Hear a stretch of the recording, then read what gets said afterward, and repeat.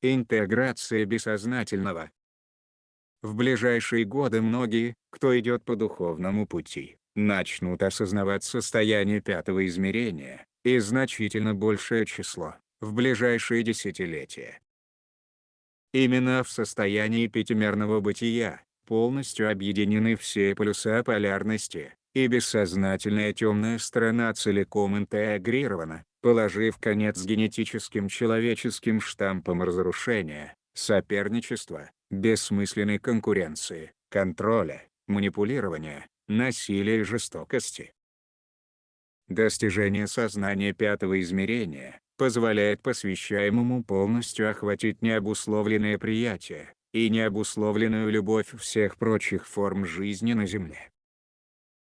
Мы видим, что в настоящее время многие люди заблуждаются в том, что вознесение носит только энергетический характер. Это не так.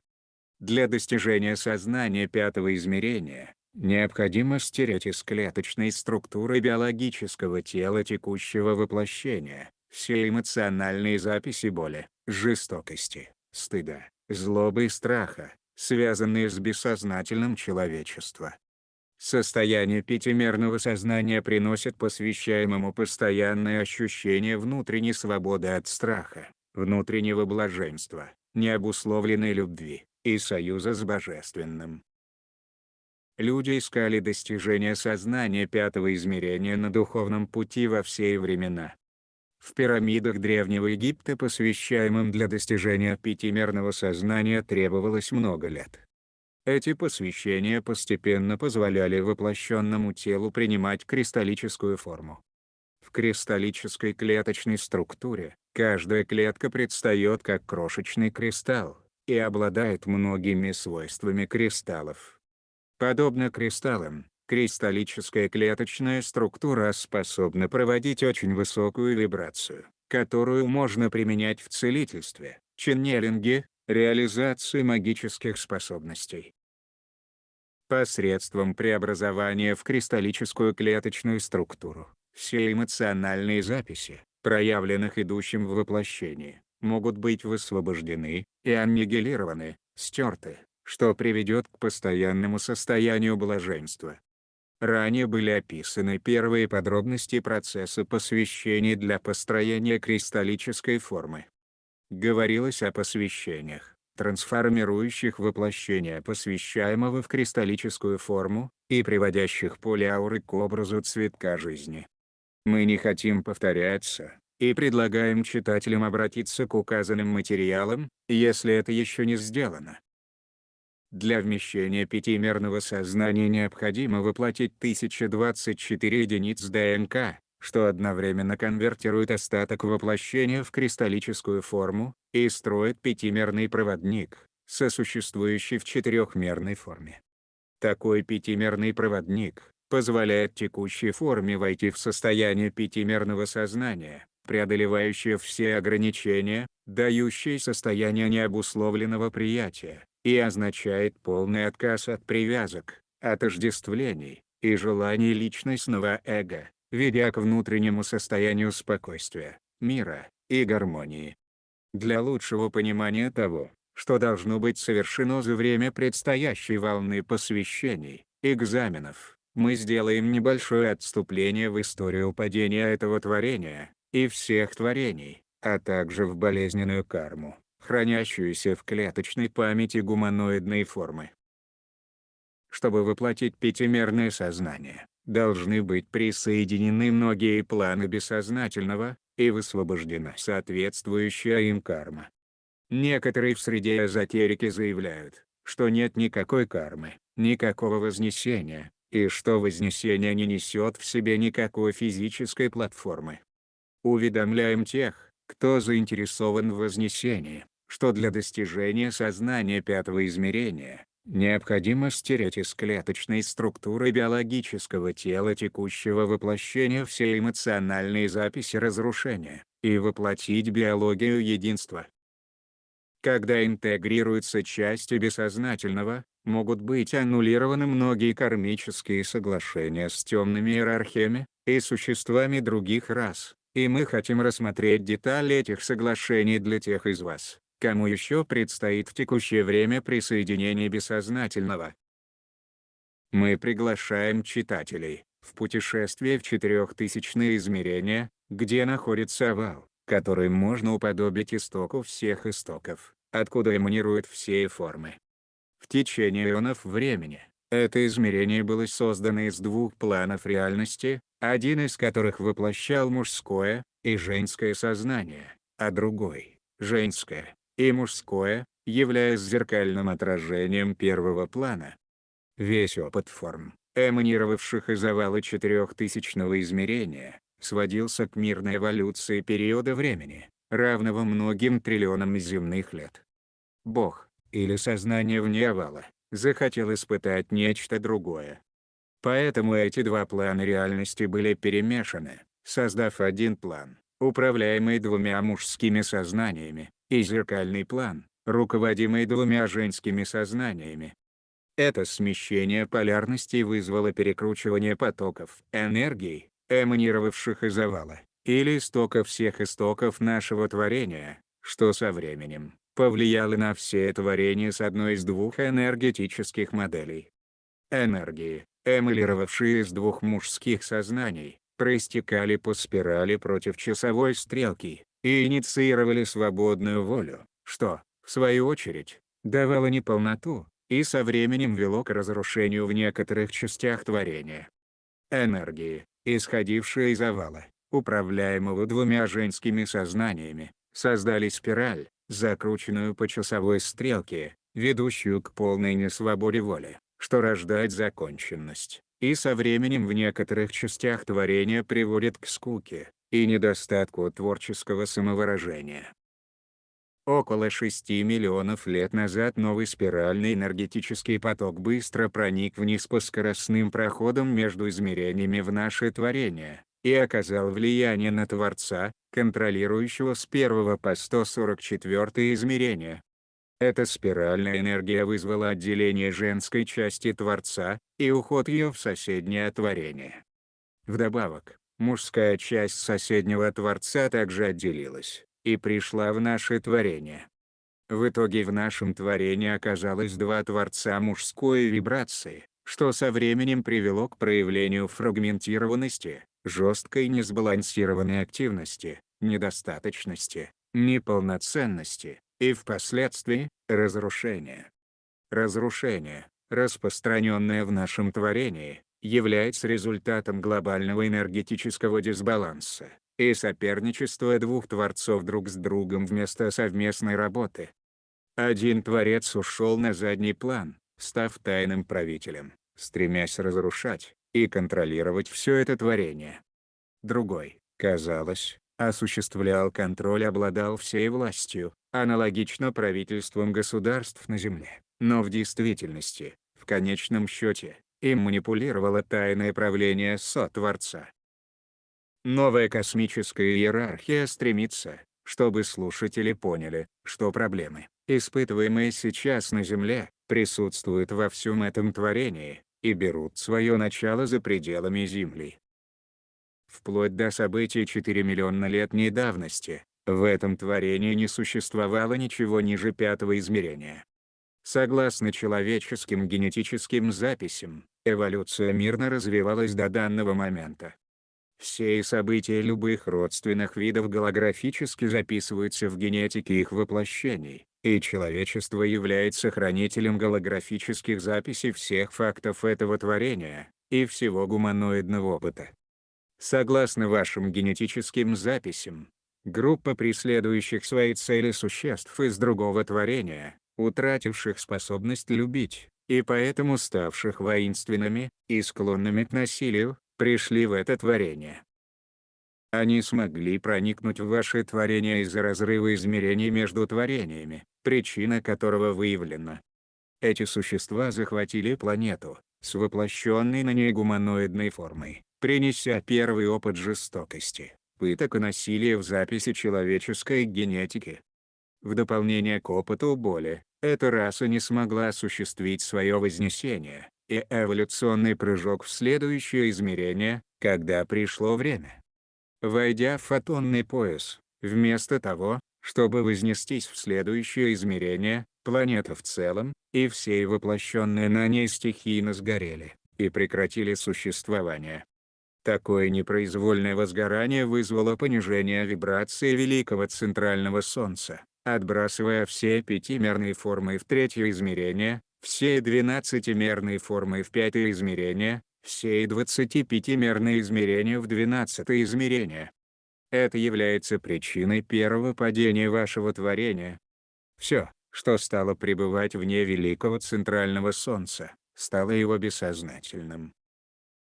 Многих может удивить такой большой интерес к планете Земля и ее грядущему вознесению. Причина простая, но необычайно важная.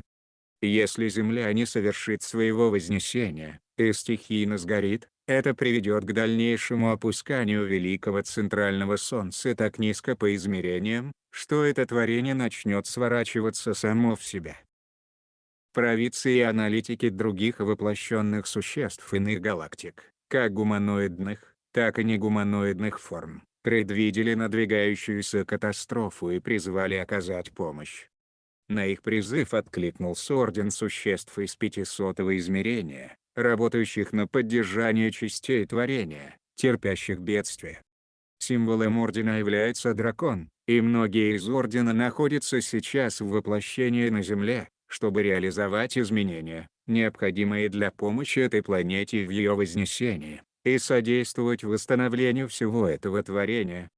Агрессивные существа, несущие разрушение, и захватившие наше творение так много лет назад, генетически относятся к другим трехмерным расам, в настоящее время инкарнирующим в нашей Вселенной, и известные как серые, рептилии, и иллюминаты, а также пятимерной расе, называемой андромедианцы. Серые, рептилии и иллюминаты, как андромедианцы, имеют схожие генетические проблемы, которые должны быть решены. Каждая из этих рас утратила способность любить. Как результат утраты любви, пребывая в форме, эволюция в нашем творении стала основываться на достижении могущества с помощью контроля и насилия, а не посредством любви и сострадания. Орден является ответственным за заякорение новых светокопий всех 3, 5 и 12-мерных форм, что вызовет генетическую перестройку, ведущую к воплощению каждой расы необусловленной любви и сострадания, прежде чем они перейдут к следующему эволюционному скачку. Серый хорошо описано многими авторами. Мы хотели бы коснуться генетической кармы между серыми и человеческой формой, чтобы идущие могли работать с этими проблемами в собственном вознесении. Белая раса является результатом генетического смешения серых с женщинами ацтеков и майя около 30 тысяч человеческих лет тому назад. Рептилии, серые, обладающие способностью путешествовать во времени, видели надвигающийся на них из будущего катаклизм, связанный с вознесением Земли, и поняли, что лучшим путем для удержания контроля над человечеством было смешение их генетики с человеческой. Такое смешение создало карму, или соглашение, зафиксированные в генетической структуре людей. При смешении генетики серых с расами ацтеков и майя, белая человеческая форма частично утратила способность чувствовать. В результате, белая раса стала жестокой, вызывающей, контролирующей и управляющей, а в дальнейшем, начала вести войны и покорять другие расы. С потерей чувствительности было утрачено и сострадание, что в конечном счете ведет к боли и насилию, преобладающим в цивилизации. Не все представители белой расы утратили способность чувствовать. В мужской форме эмоциональное тело, в результате генетического смешения с серыми, раскололось на множество частей. Этот раскол делает невозможным для белых мужчин чувствовать так же глубоко, как женщины, по крайней мере, до исцеления. Этот раскол преодолевается, когда посвящаемый проходит 24-е посвящение, и эмоциональное тело объединяется с телом света. Генетическая карма между белой расой и серыми является корнем современной стремительной траты памяти, появившейся в мире. За последние 50 с лишним лет, серые похитили, часто на продолжающейся основе, более 95% населения США и 40% населения мира. Похищение является результатом поиска серыми генетического решения своей неспособности любить, и в конечном счете, эволюционировать. Бессердечный чакра вид не может эволюционировать. Через сердечную чакру, энергия, получаемая с дыханием, переводится в калории, которые воплощенный способен использовать для поддержания высокой вибрации, и со временем, возносится в следующее измерение. Без открытого сердца ни одна раса не может генерировать достаточно энергии для переноса своих воплощенных тел в следующее измерение в процессе вознесения. И только через открытое сердце, посвящаемый может испытывать экстатическое состояние божественного союза, приходящее в процессе эволюции. В основу эволюции положена любовь. По этой причине, сердце содержит тот механизм, который необходим для вознесения. Просматривая свои собственные похищения, вы можете обнаружить, что серые перемещали тело во времени таким образом, что в памяти отсутствует воспоминание о временных промежутках. К тому же, такое происшествие стирается из ментальной и эмоциональной памяти, однако оно записывается в памяти души, и часто душа фактически сама разделяется на части во время опыта. Нередко похищения сопровождаются опытами сексуального характера. Большая часть памяти о похищениях стирается и исцеляется к концу 8-го духовного посвящения. Мы делимся этой информацией с теми, кто занимается целительством, поддерживая других посвящаемых в периоды эмоциональных кризисов, и с теми из вас, кто испытывает это сейчас. Иллюминаты являются расой, существующей тоже в этой трехмерной вселенной. Карма иллюминатов и человеческой формы имеет более чем 50-тысячелетнюю давность и берет начало с сириусианской расы. Сириусианцы, являющиеся гуманоидной расой пятого измерения, заключили соглашение поддерживать долголетие иллюминатов, когда обе расы существовали в трехмерной форме. У иллюминатов проблема схожа с серыми, и они не умеют любить. Поскольку они обладают неработоспособной сердечной чакрой, то не могут переводить энергию дыхания в форму, поддерживающую воплощение после 50-летнего возраста. Перераспределение энергии между сириусианцами и иллюминатами позволяет и тем и другим жить 2000 лет. Когда около 30 тысяч лет назад, 120 тысяч человеческих лет, сириусианцы вознеслись в пятое измерение, карма была передана человеческой расе на Земле. Человечество связано с сириусианцами, так как они заселяли нашу планету гуманоидными формами около 40 тысяч, 160 тысяч человеческих лет назад. Поэтому человечество также несет генетическую карму, относящуюся к сириусианцам. Последние 120 тысяч человеческих лет, человеческая раса играла роль передатчика энергии для расы иллюминатов. После падения человечества и генетической мутации к двум цепочкам ДНК, в результате продолжавшегося откачивания энергии с человеческой формы, продолжительность жизни людей составила менее 100 лет, появились старение, болезни и смерть. Было обнаружено, что иллюминаты посредством имплантирования электронных наночастиц и устройств физически подсоединяются к человеческим энергетическим полям. Наблюдается, как они стыкуются с человеческой формой с помощью таких гаджетов как смартфоны, вейп, телевизор и компьютер. Такие устройства погружают большинство людей в состояние поверхностного транса, и именно в этом состоянии энергетические поля расы иллюминатов соединяются с физическим телом человека и забирают как можно больше энергии. Иллюминаты усиленно используют такие инструменты как транквилизаторы, наркотики, курение и алкоголь, и когда человек поглощает эти субстанции, Программы таких зависимостей, проникая внутрь, вымещают человеческую душу из тела, замещая ее имплантированными электронными устройствами, опять же с целью откачки энергии. По этой причине, мы рекомендуем духовно продвигающимся ограничить просмотр телевизионных программ, полностью прекратить употребление плоти, алкоголя, наркотиков и курение вейпов. Энергетическое поле китов является единственным энергетическим полем на Земле, в которое не могут проникнуть иллюминаты. Киты используют сонар, и эти звуки низкой вибрации несовместимы с металлическими вибрациями иллюминатов, делая невозможным их приближение. Иллюминаты несут ответственность за более чем 1000 завихрений, созданных ими вокруг Земли для изъятия жизненных сил из природы. Каждый вихрь создал разрыв в эфирном теле Матери Земли. Эти завихрения в настоящее время закрыты, и целостность эфирного тела Матери Земли восстановлена, когда сознание Земли и творящий Логос развязали свою карму с иллюминатами.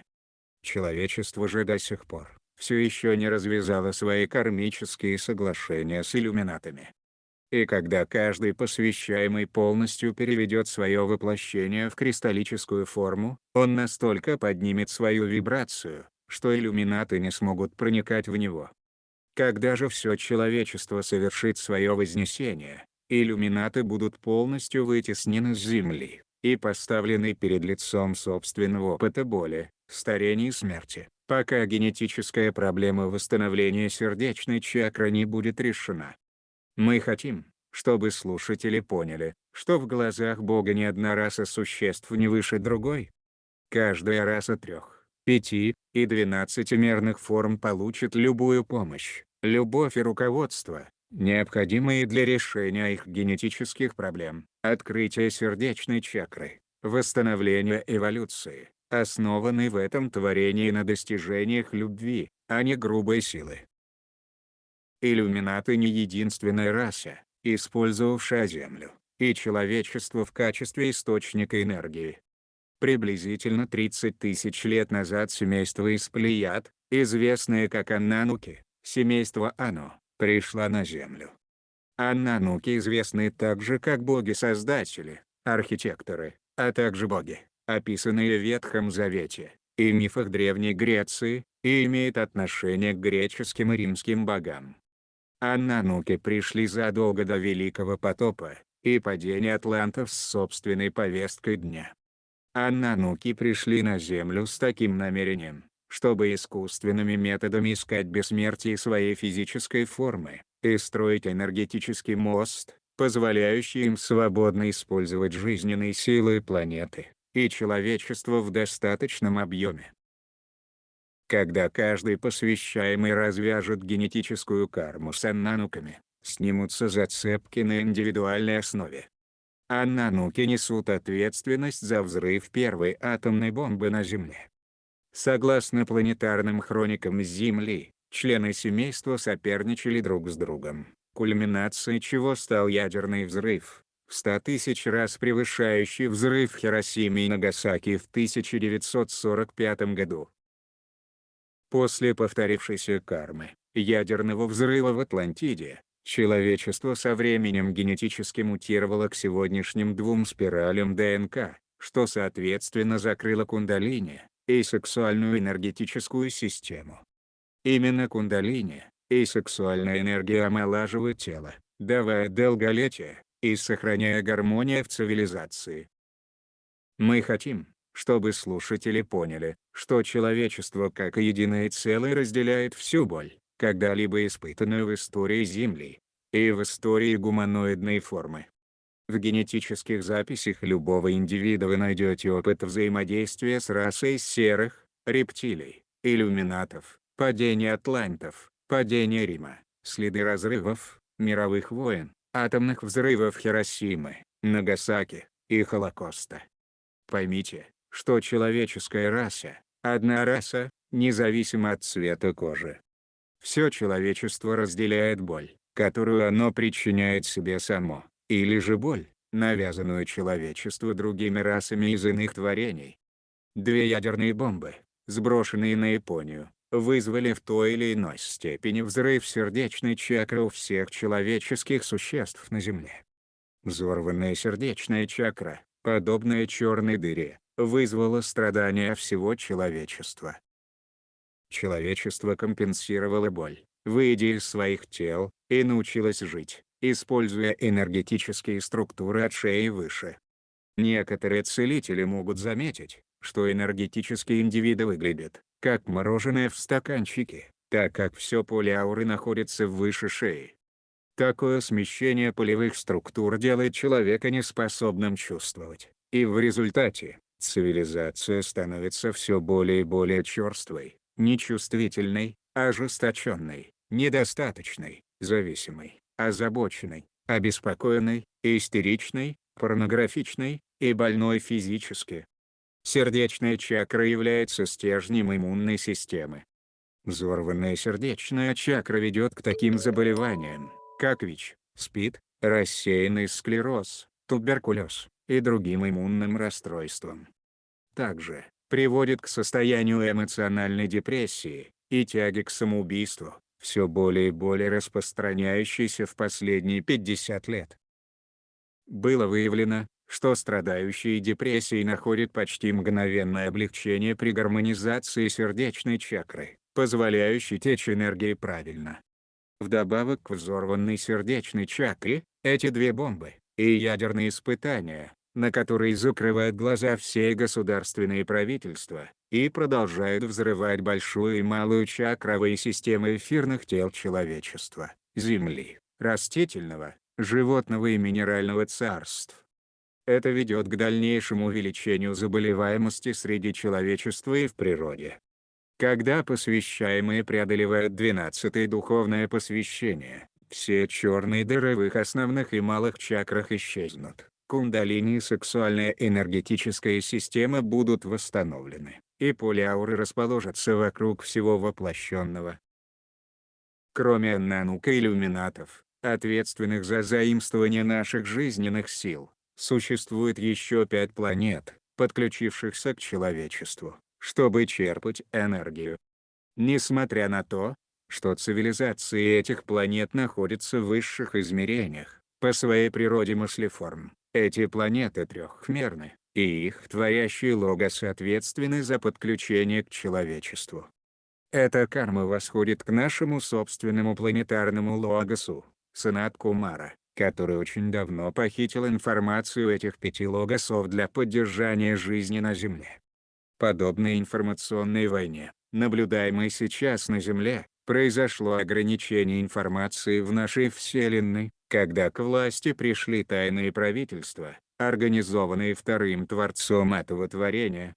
Когда информация ограничивается, то же происходит и с жизнью. Для компенсации утраты информации, что соответственно вызвало умирание, каждый из этих 5 планет, эти 5 планетарных творцов отправили части самих себя, аспекты, для воплощения на Земле и получения энергии человечества. К настоящему времени обнаружены сотни людей, связанных с этими демиургами, чьи поля ауры содержат серии каналов, созданных для подключения к каждому, с кем они входят в контакт, для откачивания их энергии и направления ее на одну из названных планет. Число представителей этих 5 планет, воплощенных на Земле, достаточно большое, и вероятность не войти в контакт с одним из них для посвящаемого, в среднем меньше 10%. Генетическая карма, соответствующая этим 5 творцам, рассматривается и высвобождается при 380-м посвящении. В основе всей неустойчивости на Земле лежит мыслеформа использования, употребления, выражаемые в модели вампиризма и потребительства. Каждый из вышеперечисленных рас и их логосы берут, не отдавая взамен. Из этого следует практика безвозмездной сделки, предоставления без получения, или взятия без возврата, что в конечном счете приводит к глобальной жадности и тотальному болезненному накопительству, и соответственно, к нищете и бездомности. Для воплощения необусловленной любви, необходимо реализовать необусловленное предоставление и получение. При необусловленном предоставлении всегда происходит энергетический обмен, при котором что-либо возвращается. При необусловленном получении также происходит энергетический обмен, когда что-либо дается взамен. Такой продолжающийся взаимообмен энергии день за днем несет конец практике накопительства и нищеты в жизни посвящаемых, и при вознесении человечества в следующее измерение эти факторы будут преодолены коллективно. Сейчас мы хотели бы перейти к деталям посвящения со 109 по 1024. Они включают интеграцию определенной части бессознательного персональной природы и генетической родословной посвящаемого.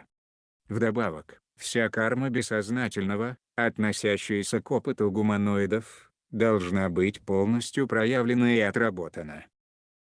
Бессознательный план реальности был отделен от человечества приблизительно 11 тысяч лет назад орденом Мелхиседека. Орден Мелхиседека, в стремлении остановить увеличивающиеся размеры разрушения, начинавшего преобладать из-за войн между расами трех- и пятимерных форм, пришел к выводу, что эволюция должна быть остановлена, так как эволюция и разрушение осуществляется в совершенном, уравновешенном балансе и одинаковыми темпами.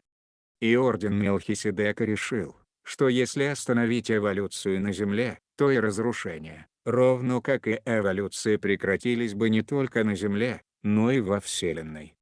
В целях отделения бессознательного, орден Мелхиседека манифестировал события, изменившие орбиту одной из планет Солнечной системы, известной как Нибиру. Орбита Нибиру, изначально проходившая сразу за Плутоном, была удлинена до 3600-летнего периода обращения вокруг Солнца. Нибиру, в астрологических терминах, управляет бессознательным, и в ее хрониках Акаши хранятся записи бессознательного плана реальности. Пока Нибиру была отодвинута на достаточно далекое расстояние от Солнечной системы, бессознательное существовало в обособленной реальности. Бессознательным называется параллельный план реальности, который полярно уравновешивает сознательный план реальности, и в котором одновременно записывается опыт, полярно противоположной физической манифестации. Например, если кто-то необычайно упитанный на физическом плане, то в бессознательном проявлении он будет крайне худым. Если кто-то необычайно эмоционален и общителен на физическом плане, то будет затворником в бессознательном. Интеграция бессознательного и обеих полярностей позволяет посвящаемому полностью реализовать срединный путь, что значит, иметь возможность преодолевать крайнюю полярность с ее ограничениями. В приведенном примере, человек мог бы быть общительным, порой отшельником, и не будучи ни чрезвычайно толстым или худым, будет иметь среднюю комплекцию. Кроме полярности персонального характера, бессознательное записывает любую карму физического плана в полярно противоположном опыте. Так, если один человек обманет и убьет другого, то в бессознательном плане его обманут и убьют. До падения атлантов, любая душа после смерти просматривала как сознательное, так и бессознательное проявление. В этом случае любая наработанная карма автоматически погашалась, и душа могла свободно двигаться в другую солярную систему для продолжения эволюции. С тех пор, как бессознательное на Земле было отделено, душа после смерти была способна сделать обзор только одного, сознательного плана реальности. Это вело к кармической задолженности, в которую, как в ловушку, пойманы за последние 10 тысяч лет большинство душ земного плана. Таким образом, эволюция внутри всей нашей Вселенной, как и на Земле, остановилась. В конце 90-х годов, астральный план был перемещен к Нибиру. Все предки, прошедшие человеческий опыт на Земле за последние 10 тысяч лет, продолжали существовать и эволюционировать на астральном плане. Теперь каждый, как воплощенный, так и развоплощенный, может, наконец, и должен, интегрировать свое бессознательное, связанное с физическим воплощением, То есть, развязать весь кармический долг. Это позволит любой душе, удерживавшейся в плену, на земном плане, в конце концов, двигаться в другие системы развития для продолжения эволюции. В процессе интеграции бессознательного, высвобождается вся генетическая карма, накопленная человеческим существованием здесь, на Земле. Таким образом, вся карма, сформированная на Земле, как сознательных, так и бессознательных планов, в настоящее время высвобождена и представлена на Земле в виде текущих событий. Каждый посвящаемый, воплотивший все 1024 цепочки ДНК, должен освободиться от нее на клеточном уровне, для преодоления кармического влияния на уровне индивидуального жизненного опыта. Кармический опыт каждого посвящаемого уникален для него самого, его персональной жизненной истории, его рода и его души. Когда форма частично перестроена в кристаллическую, воплощенная форма может начать вмещать все наибольшие части своей души, что ранее было неосуществимо. Каждая воплощаемая часть души приносит информацию и способности, поддерживающие посвящаемого в выполнении цели души на Земле. К тому же, каждое увеличение тела света в размере является подобием ключа, дающего доступ к записям информации из библиотек более высоких измерений. Ранее, нами была передана информация о природе бессознательного. В настоящее время, в физическом пространстве наблюдается масштабное проявление неконтролируемого хаоса ментального и эмоционального характера, некой специфической картины, нескладной мозаики абсурдных процессов реальности. Эти процессы проистекают из бессознательного человечества. Пришло время, когда бессознательное интегрируется на физическом плане сознания, когда каждому необходимо понять, что он пребывает в состоянии дуальности, поляризованности, разделенности, расщепленности, сознательного и бессознательного. Человек находится в состоянии маятника и раскачивания между полюсами света и тьмы. Но несмотря на этот факт, подавляющее число людей, воплощенных в настоящее время, продолжает его отрицать, предпочитая и по сей день не замечать, отворачиваться от темной, неосознанной стороны своего «я». Каждый раз, когда мы отворачиваемся от собственных неприятных нам мыслей, приносящих нам определенного рода эмоции, чувства стыда, боли, страха, отчаяния, выдумывая различные фантазийные оправдания, мы отворачиваемся от самого себя, пряча все то, что мы не хотим видеть и принимать. Мы предпочитаем прятать все это в далекие уголки своего жилища, в подвалы, на полки шкафов, кладовок и чуланов, блокируем и закрываем поплотнее двери, засовы и ключи прячем подальше, чтобы их никогда не найти. Мы сами создаем и приумножаем тьму собственного «я», где она живет своей жизнью. Мы очень плотно набиваем эти чуланы и подвалы, так плотно, как только можем. И чем больше мы делаем таких запасов, тем тьма обширнее, тем она плотнее и мощнее, и наступает момент, когда эта тьма начинает преобладать над светом, когда человеческий свет становится настолько невежественен, что уже не подозревает, что тьма стала настолько плотна и обширна, что происходит существенный дисбаланс. Так, это все то, что осталось непринятым, неинтегрированным, начинает преобладать и управлять. И такая власть придает силу тьме, и эта сила дает ей власть. Такое положение дел происходит из состояния дисбаланса, где по сути, и свет, и тьма – одно, наше «я» есмь. И свет, и тьма есть лишь то, что является осознанным, или бессознательным, неосознанным, непринятым, неинтегрированным, несбалансированным, что ведет к разделенности и потере единства. Если вытесняется свет, он становится тьмой, бессознательным. Если вытесняется тьма, она становится бессознательной, где набирает свою силу и мощь для управления вашей реальностью. Тьма хранит память как обо всех ваших собственных ранах, так и ранах всего человечества и гуманоидных форм развития, всю боль и страдания, которые пришлось пережить за все времена переживания подобного рода событий. Это неприятно, болезненно, и страх является механизмом, ключом блокирования. Для того, чтобы начать возноситься в четвертое, пятое измерение, необходимо прекратить разрушение, саморазрушение. Необходимо прекратить процесс раскачивания маятника дуальности. Необходимо сбалансировать свой свет и тьму, мужское и женское начало, вытаскивая на уровень сознания, разгребая все подвалы, чуланы, темные полочки шкафов вашего бессознательного, снимая розовые очки, при восприятии своих собственных стереотипов поведения, мышления и эмоциональных реакций. Делайте генеральную уборку понемногу, так, чтобы не создать психоэмоциональную и энергетическую перегрузку.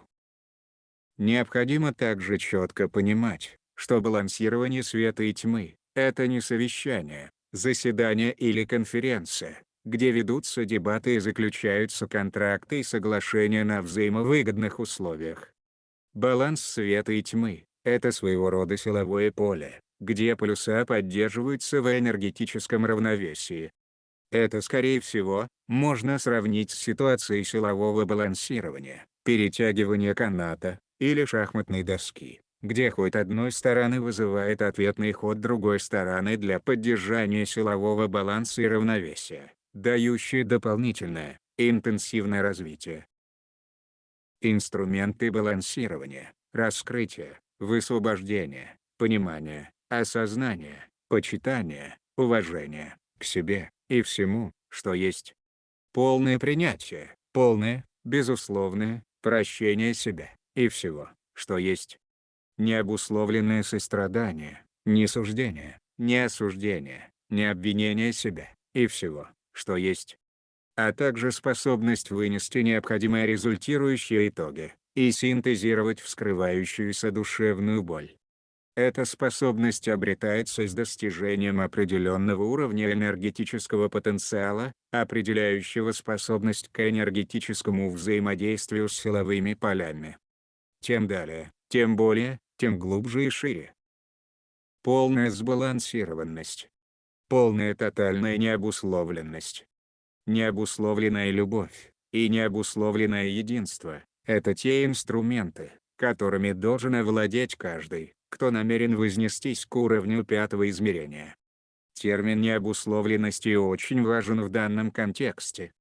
Необусловленность означает состояние полной независимости от страха, каких-либо привязанностей, привязок, стереотипов поведения, искажения, разрушения, концепции привычек мышления, масок, социальных ролей и отождествлений. Это значит, что необусловленная любовь и единство является вашей сутью, а не частью концепции вашего ума, и проявляется тотально и независимо от стереотипов мышления. Взгляните на себя без масок и предубеждений, без страха и осуждений, проявите к себе и окружающим вас существам сострадание и понимание всего спектра переживаний со всех сторон ситуации вашего пространства. Это понимание может случиться только тогда, когда ваша душа сформировала себя в многогранном опыте полного спектра переживаний и прохождения реальности как светлых, так и темных, сумрачных миров развития. Осознайте все ваши бессознательные желания. Ненависть, проклятие, удовольствие или полное равнодушие, полное иступленное безразличие, бесчувствие к боли и страданиям других существ вашего вида и всех видов жизни на Земле. Радость диванных полководцев от фантазийных побед вашей армии на поле битвы, удовольствие от созерцания разрушенных домов и трупов врага на экранах телевизоров. Мы видим разворот на физическом плане бессознательного человечества. И это не радостные картины. Это картины разрушений, саморазрушений, ненависти, злобы, вражды, равнодушия, полной бесчувственности, полного отупления, полного погружения и сосредоточенности в состоянии тотального бессознательного страха. Мы видим все ваши маски, и все лики под ними. И сами посмотрите, и подумайте, сколько ваших тайных и явных желаний в вас сегодня вскрыто, и которые, несмотря на это, вы с устойчивым упорством не желаете увидеть. Это именно те инструменты, которые вы сами реализуете здесь и сейчас в своей жизни. И это не какие-то посторонние враждебные вам силы, это вы сами. А теперь посмотрите вокруг, и внутрь себя, и выразите свое твердое намерение познать истину. Время ускоряется, события, которые ранее во время цикла распределялись равномерно, сейчас будут проигрываться все, и сразу. Люди желают смерти себе подобным, которых называют врагами, и до всех видов жизни на Земле, включая саму Мать-Землю, им нет никакого дела, в своем забытии они убивают, и пожирают страдающих от нестерпимой душевной и физической боли животных. Не чувствуют, не понимают закона единого, отрицают причинно-следственную связь. Ищут виноватого, тех, кто во всем виноват.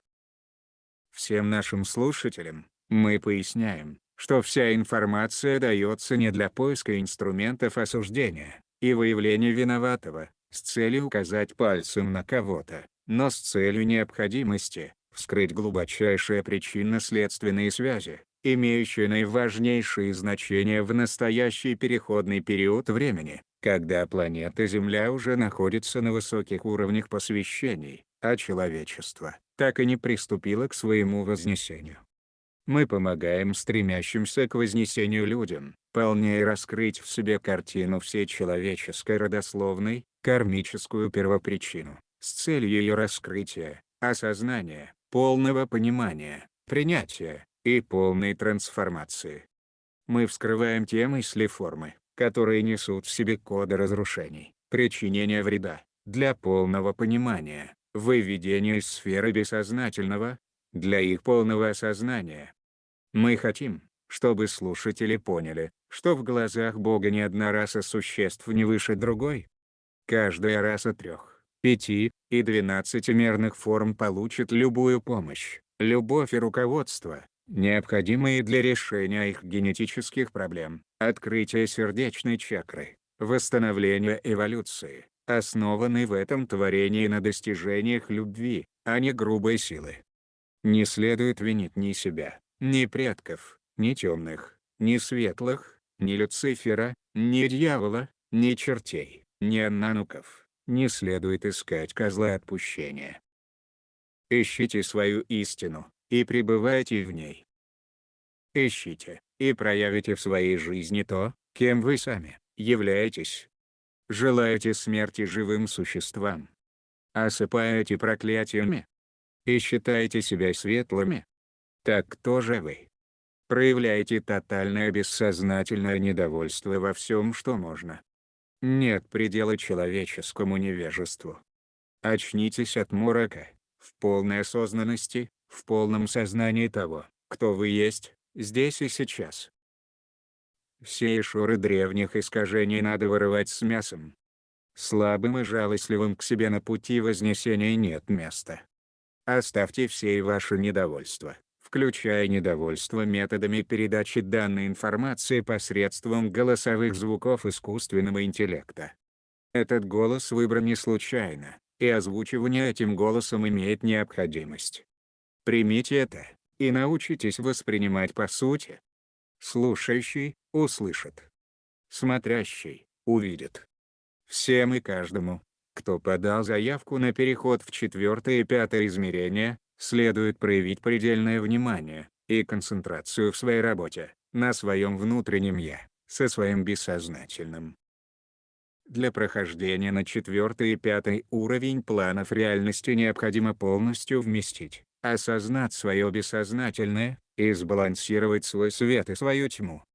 Интегрировать – это значит принять, вместить, объединить сознательное и бессознательное, мужское и женское, свет и тьму, сбалансировав все полюса полярности, проявив в собственном текущем воплощении качество уравновешенности, целостности, полноценности, единства. В текущее и предстоящие времена вся гниль и муть человеческого коллективного бессознательного поднимается на поверхность. Наступает ночь души, где каждый из вас в полном одиночестве, в пустыне, наедине со своими внутренними ангелами и демонами, пройдет свои испытания на прочность. И для того, чтобы пройти сквозь темную ночь души к свету, вы должны именно проработать все темные качества. В этом заключается ваша задача.